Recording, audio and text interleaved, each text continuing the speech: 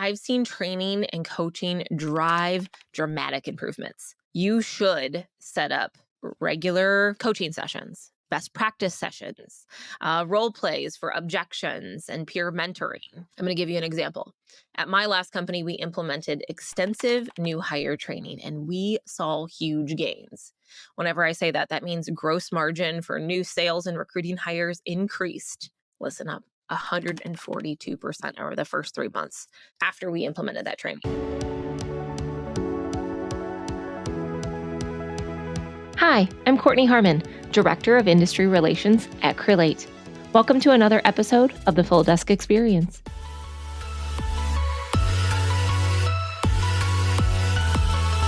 Hey, Court, how's it going? Happy Monday.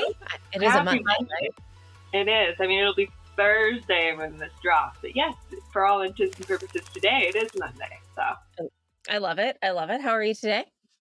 Good. I think we're going to try something new. You in for it? I love me a new challenge. What are we doing, Katie? Well, we actually got a really fun letter into our fulldesk@crelate.com email address, and I was hoping that I could read it here, and we can help this person solve their conundrum. Kind of like a Dear Abby or Am I the Asshole kind of thing? Even better, it's Do My Teams Hate Me? Yes! How fun is this? I love it. I can't wait. This is so fun. All right. So the letter starts out, Dear Kortney, I'm a fairly new leader at a large staffing company, and I've been tasked with improving our recruiting metrics, but my teams seem to hate me now. For context, our recruiting numbers have been stagnant. Leadership wants to see more candidates interviewed, more offers extended, and more roles filled each month. So I've set lofty goals for my teams around candidate pipeline growth, interview volume to impact their offer acceptance rates, and decrease their time to fill. The problem is my team sees these metrics as arbitrary and unfair. They say we're now doing things just to check boxes instead of focusing on hiring quality talent. Big brother-ish, I guess. For example, we're interviewing more candidates who aren't great fits, or we are just extending offers to borderline candidates just to improve our numbers. My team complains that this wastes their time and compromises our hiring standards because of the hoops they're having to jump through. I guess I can see their perspective, but I'm stuck between leadership wanting to see better recruiting metrics and a team that resents me now by being measured this way. I worry that they see me as the bad guy for enforcing these targets when I'm just trying to follow orders from the top.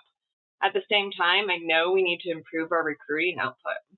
Have you dealt with a situation like this before? How can I get my team on board with hitting our new recruiting goals without burning them out or damaging morale? I want them to understand these metrics are important for the health of our organization, even if they feel unrealistic right now. But they seem to hate me for pushing so hard on numbers they think are arbitrary. What should I do? Sincerely, the overwhelmed recruiting manager. Oh my gosh. I love this. This is so fun. Thank you for doing this. And you just want me to rant, right? Tell kind of the whole 9 yards. All right. Okay. So overwhelmed recruiting manager as your identity. You are not alone. I love this. As much as I understand there's a struggle for you at this moment, I have witnessed this so many times.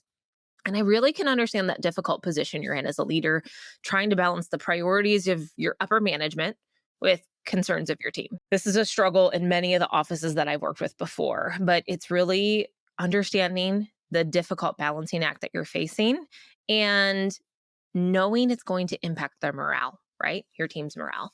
But there are solutions that I've seen tackled a few different ways. So I will say, number one, your first key is open communication.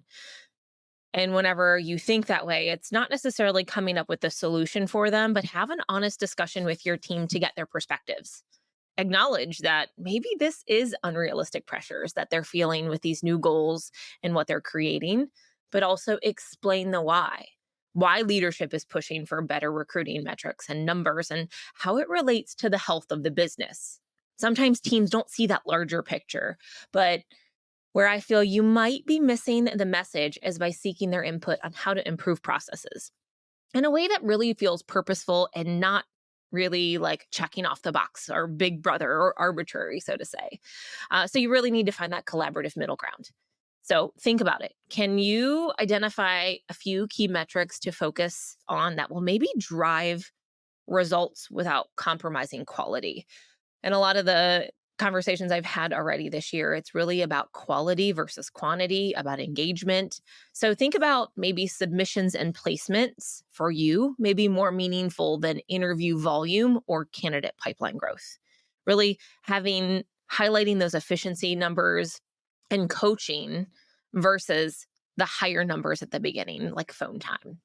So for metrics, obviously focusing on quality of the submission and the placement over the interview volume of the candidate, right? You're going to be able to understand what it takes. Does it take you 10 interviews for one submission or one interview or 5 to 1? You need to track those submission to placement ratios as an efficiency measure. Yes, but provide transparency into the metrics of the goal and make sure your teams can see the numbers in their system at their disposal versus like holding this meeting over their head each and every week to say, well, you didn't hit your number this week. Being able to self-regulate, your teams being able to self-regulate is really important to understand where they are and hitting the goals that you have set for your teams. So think about how you change the outcome, not increase the score. Double down on coaching and development. From my personal experience, I've seen training and coaching drive dramatic improvements. So you should set up maybe regular coaching sessions, best practice sessions, role plays for objections and peer mentoring, and incorporate this coaching into one-on-one to share constructive feedback. I'm going to give you an example. At my last company, we implemented extensive new hire training and we saw huge gains. Whenever I say that, that means gross margin for new sales and recruiting hires increased. Listen up, 142% over the first 3 months after we implemented that training. So we tailored micro learnings, job assessments, like the need to know the process in which we wanted our teams to follow. And our satisfaction scores went up. People felt more in the know, and we saw an increase in productivity and overall numbers. So do that, implement training, take that one step further and really focus on coaching. Double down on it. Think about setting up regular sessions to share best practices, whether it's sourcing, screening, candidates that you're closing, responding to resistance. Work on scripts. Scripts are one of my favorite things ever. It's not necessarily what you say, it's how you say it. My mom has said that from the beginning, and it's really ringing true as I experience this. So maybe identify team members with strengths to shadow. Don't think this is like for you to go all alone and you have to solve this problem. But maybe you could facilitate mentorships between star performers and new recruiters. The key to making coaching a success is really upskilling, being deliberate, making tangible and ongoing growth goals. So tie the development goals directly to the business metrics that would move your business forward, not just check boxes to be able to go through. So you really need to foster an environment of continuous improvement versus chasing arbitrary numbers. With the balance of those goals, empathetic leadership, hands-on coaching, you can boost performance that your leaders are truly looking for, all while keeping your morale intact of your team. So make sure you keep communicating frequently. Update your leadership with your approach on the challenges, unrealistic goals, while motivating your team around a shared purpose. With that patience and partnership, you can get the numbers that work for both your management and your staff. The health of your business really relies on the health of your system and your team. So I hope this advice maybe helps provide a path forward. I would love to know how that conversation goes. And if you need more guidance through that situation, be sure to reach out because this is fun, Katie. I love this to be able to do these kind of things and really realize that you are not alone in situations like this. Just put more light on it to say, what have you seen work? How can I do better? Training, coaching, and really focusing on 1 to 3 goals is going to be your key to success moving forward.